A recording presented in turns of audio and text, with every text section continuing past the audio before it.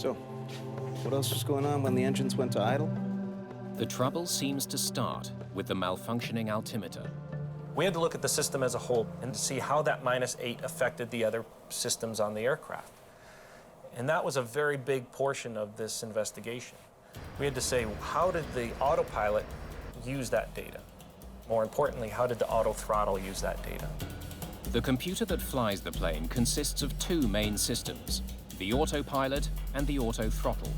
The auto throttle determines how much power to ask the engines for, while the autopilot controls the plane's altitude and direction. The two systems work independently of each other, and only one of the radio altimeters provides information to the auto throttle.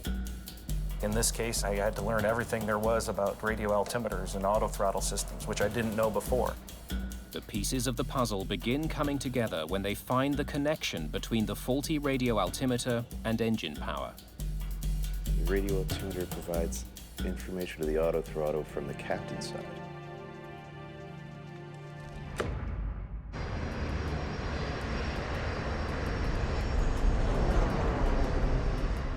The only altimeter feeding information to the auto throttle was the captain's, and it was wrong. It showed -8 feet throughout most of Flight 1951's approach. It's beginning to look like the faulty radio altimeter triggered the events that led to the crash. Investigators need to know what went wrong with it. On a 737, the transmitting and receiving antennas for both radio altimeters are lined up underneath the cockpit. 3 of the antennas were all but destroyed in the crash. They can't be tested. But one antenna from the captain's side is undamaged. Investigators consider 2 possibilities: a failure of one of the components, or some sort of interference that caused the faulty reading. The only component that survived the crash checks out.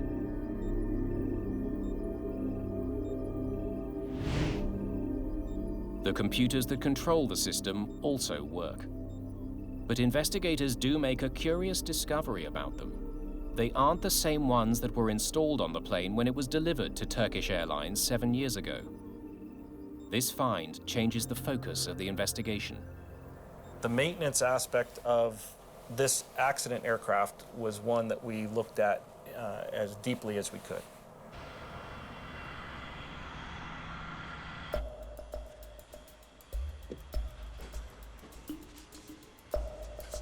When the plane's maintenance log is studied, investigators find that the radio altimeter on this plane had a problematic history. We got additional data from Turkish Airlines, and that data showed that on this one aircraft, of the past, I believe, over 1,000 flights, there was about 150 flights that had faulty radio altimeter systems. The documents show that a little more than a year before the crash, both computers were replaced because of complaints they were causing faulty readings. One of the incidents involved a radio altimeter reading of -8 feet. So that was telling us that there was an issue that had been there. The issue did not just occur on this flight. The faulty readings persisted. Mechanics repeatedly swapped the computers and replaced the antennas to try to solve the problem. It's determined that Turkish Airlines tried several ways to fix the altimeter, but they couldn't find a repair that worked.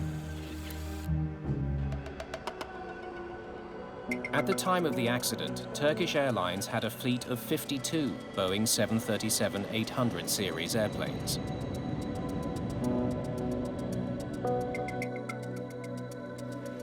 It's on page 93. When we reviewed the maintenance data, we found that radio altimeter problems had been written up several times on both the accident airplane and the fleet. Investigators discover that in the year before the crash, Turkish Airlines dealt with 235 system faults with the radio altimeters on their 737s. Fixes ranged from replacing and exchanging antennas, cleaning of the systems, exchanging and replacing the computers, and installing gaskets to shield the system from possible water damage. It's not like they weren't doing anything about it. The Turkish Airlines maintenance personnel knew that the radio altimeter problem was one of their highest issues with regard to maintenance. 16 of those altimeter repairs were made to the plane that crashed in February 2009. If the problem was so widespread, investigators wonder why it hadn't caused serious problems before this accident. They don't have to dig too far back to find out that in fact it had, on this very same plane. On 2 recent flights, they had the exact same problem. Twice in the 48 hours leading up to the accident, the radio altimeter showed a negative reading, putting the plane into retard flare mode. Both times the crew noticed the problem, disengaged the auto throttles, and brought the plane in for a safe landing.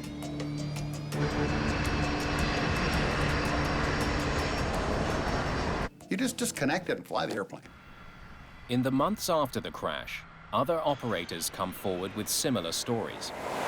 In Australia, in the Netherlands, in Canada, in Austria, pilots report their 737s going into retard flare mode when the left radio altimeter showed a faulty reading. Each of those crews reacted the same way.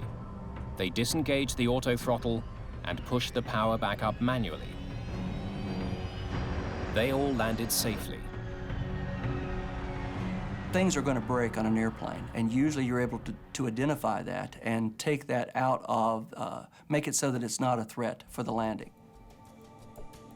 In 2008, Boeing received a whopping 2,569 reports of faulty radio altimeters on their latest 737s. But very few of those cases involved the plane going into retard flare mode. Hardly any reports at all. Boeing also tried but couldn't find the cause of the failures. They concluded that the radio altimeter problem was not a threat to safety because the 737 gives off enough warnings so that crews can intervene and land safely. In fact, in every instance where the radio altimeter failed, crews were able to recover. Turkish Airlines Flight 1951 seems to be the one exception. Investigators still don't know why. It really got us wondering of what happened. And that's when we started to look really closely at the actions of the flight crews while it was on that final approach in less than 1,000 feet. Finally, as investigators again revisit the last minutes of Flight 1951, the circumstances of the tragedy become clear. They see a remarkable sequence of events that transpire to bring down this plane. So, what was happening when the plane went into retard flare mode? They discover that the plane went into landing mode and pulled back power at the worst possible moment, exactly as the crew was descending to meet the glide slope. It masked what was actually happening. As the crew configured their plane to drop down to meet the glide slope, they expected the plane to slow down as part of that maneuver. But the plane was actually slowing down because the computer was in landing mode. That's why none of the 3 pilots said anything about the throttles moving to idle. It was insidious. Where it first captured in the retard mode, it didn't hurt them at all because they were actually high and they were a little bit fast. And the pilots actually wanted the power back anyway. In fact, the throttles may have already been in the flight idle mode as they were trying to get down and slow down. The trouble starts here at 8,300 feet, 13 miles out from the airport, minutes before the crash.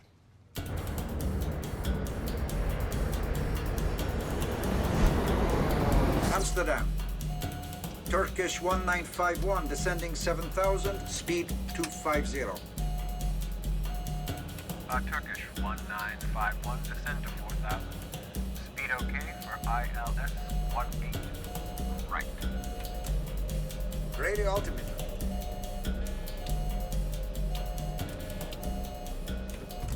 Would the crew have known that because of that radio altimeter they would have gone to a retard flare mode in the throttles? No.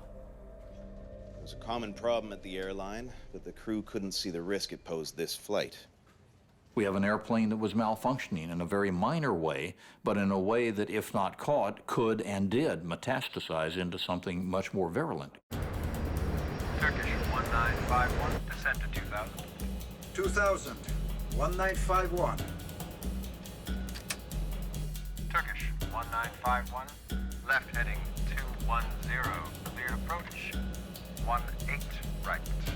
Left 210, cleared ILS, Turkish 1951. Now left at 210 degrees, maintaining 2,000 feet, brings the flight in right here, 5.5 miles out. We now have to intercept the glide slope from above. At 2,000 feet, with the glide slope below them, the pilots have to reduce their speed while descending steeply. Speed 140. They believe the throttles are moving back for the descent to the glide slope. In fact, the auto throttle is slowing the plane down because it's gone into landing mode. It will continue to slow the plane until it stalls. What we found is that when the flight crew was doing their before landing checklist, each one of them was doing something while they should have been monitoring their airspeed. For the next 100 seconds, no one notices what's happening. Until it's too late. Established altitude set. 1000, Check. flaps 40. Speed set. The experienced pilot recognized that the first officer was probably a little bit behind on the approach, so he calls for flaps 40 and moves the lever, informing the first officer that he has done so. He's trying to help the first officer catch up to the position of the aircraft. Speed brake, Speed brake armed. Green light. one thing at a time. Landing gear. The plane is now 700 feet from the ground. Gear down. 3 green. Flaps, Flaps 40. Green light. In their haste to complete their checklist, none of the 3 crew members noticed the warnings that their speed is dropping dangerously. First, a red bar appeared on their flight display. Then, when the airspeed continued to drop, a flashing box appeared around their actual airspeed to draw the pilot's attention to it. At this point, no one sees either. Cabin report confirmed. The aircraft is now 600 feet from landing. When things start changing colors, it's a warning to you, it's a caution to you that you're approaching the limits of the aircraft. Missed approach. Altitude set. 500. So all of these indications the crew has in front of them saying that the aircraft is slowing down. During that time, they were still completing their checklist. Of course, the aircraft is getting closer to the ground. In fact, it's less than 500 feet from touchdown. And right before the stick shaker started, the captain told the safety pilot, Please warn the cabin crew. Cabin crew, take your seats. Speed sir. I have control. By the time they advanced the throttles to full power, it was unrecoverable. They were too low for the engines to catch up. And that's it. It's now too late to save this plane.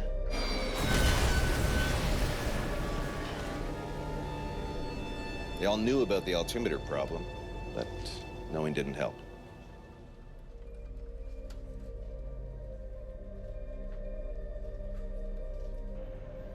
Boeing also didn't foresee the potentially deadly effect of a faulty altimeter.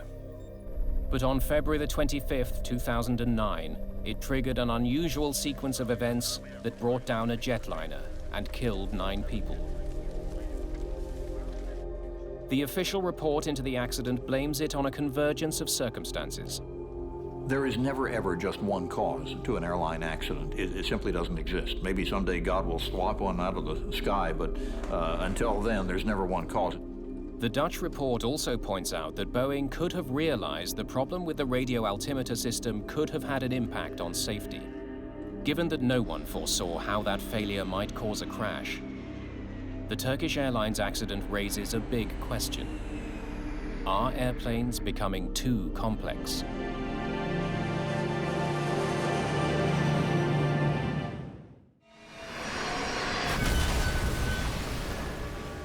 Investigators have determined that Turkish Airlines Flight 1951 crashed mainly because the pilots didn't recognize the consequences of the warnings they were getting. Turkish 1951, descend to 4,000. This is not the first plane to crash because the crew didn't understand what their plane was telling them. Turkish. Our problem is not the automation. Our problem is the depth of the training and the ability of the human beings to recover from mistakes made in interfacing with the automation. Mika Ensley studies the relationship between pilots and technology. We haven't really designed the automation to take best advantage of what people do well and take away the parts that people don't do well. In 1996, the crew of an Aero Peru 757 crashed when the pilots couldn't decipher contradictory warnings about their altitude and airspeed. The plane flew into the Pacific Ocean. 61 passengers and 9 crew members were killed. In 1995, the flight management system on a Boeing 757 could and should have steered the plane to a safe landing in Cali, Colombia. But a last-minute change to the flight plan meant the crew had to reprogram their computer. They mistakenly entered a course that took them headlong into a 9,000-foot mountain. 159 people died in the crash. The cautionary tale here is that we can get this equipment, we can get these silicon-based units, if you will, so sophisticated that we can't talk to them effectively. And when they go berserk, or they have a problem, or we misprogram them, we end up putting ourselves and our passengers in danger while we're trying to figure it out. NASA is working on something called the Integrated Intelligent Flight Deck. It's a project aimed at helping humans better use the technology that surrounds them in the cockpit. They're looking at automated flight manual systems, voice recognition systems. They've developed new kinds of microphones that are bone-conducting chips. They're developing new displays for understanding the ground environment, for being able to detect where other aircraft are in the environment. What some researchers are finding is that the best technology shouldn't replace pilots, but work with them. Really integrating people with technology more effectively has to do with designing the displays so that you can really understand what it's doing, and you can make it simpler to understand how to make it do what it is you want it to do. You shouldn't have to push 16 buttons through 8 levels of menus to figure out what's going on with the system. It should be integrated and presented effectively. It should be as easy to communicate with as the person next to you. Boeing and Airbus, the 2 largest manufacturers of passenger planes, take very different approaches to the relationship between humans and technology. Airbus gives the flight computer much of the decision-making power in the cockpit. In their view, this is a way to prevent a lot of human errors by making sure the airplane doesn't do something that's going to cause a crash, even if the humans want it to. But Boeing has a different view. Its philosophy is to provide information to pilots and have them make decisions. Having more information is better for the pilot than having the pilot in the loop, in the equation, so to speak. I kind of like that. Airbus will argue vociferously and in continuous fashion that view is archaic and incorrect. I think the jury is still out. The final report into the Turkish Airlines tragedy blames the crash of Flight 1951 partly on a failure of technology. The erroneous radio altimeter data caused the autothrottle to go to an improper mode that is, of course, not a good situation. The cause of the radio altimeter failure was never uncovered. The Dutch investigation asks Boeing to improve the reliability of the system. We learned a lot about the radio altimeter system and how it affects the autothrottle system. Boeing is currently working on system improvements to prevent this type of autothrottle event from occurring again. But the report also faults the crew for not noticing that their airspeed was dropping dangerously low, in spite of the fact that there were 3 pilots on board. Forget that you got an autothrottle. You look at the airspeed, and you look at the altitude. You look out the damn window if you want to, but airspeed is a crucial component of staying alive in an airplane. And you always need to know what your airspeed is. But to Mika Ensley, the crew's failure to monitor instruments is entirely understandable and may be more the fault of the instruments than the crew. It's actually very difficult for people to be monitors of automation. One of the things that people don't do a good job of actually is monitoring. We're very good on-the-spot decision makers. We're very good at coming up with creative solutions to problems, but repetitive monitoring is the kind of thing that actually people aren't very good at all. So what we have to do is design automation to work with people in a way that keeps them more actively, cognitively involved and in the loop, and not just monitoring a piece of automation to say, is it doing what it's supposed to be doing? Who's the ultimate computer? The pilot, the individual who should be able to say, I don't know what this thing is doing to me, but I'm punching it off and flying the airplane. Fly the jet. Probably the smartest thing we ever learned to say in our training in the airlines, fly the jet. Do that first or nothing else counts. That's what they forgot to do.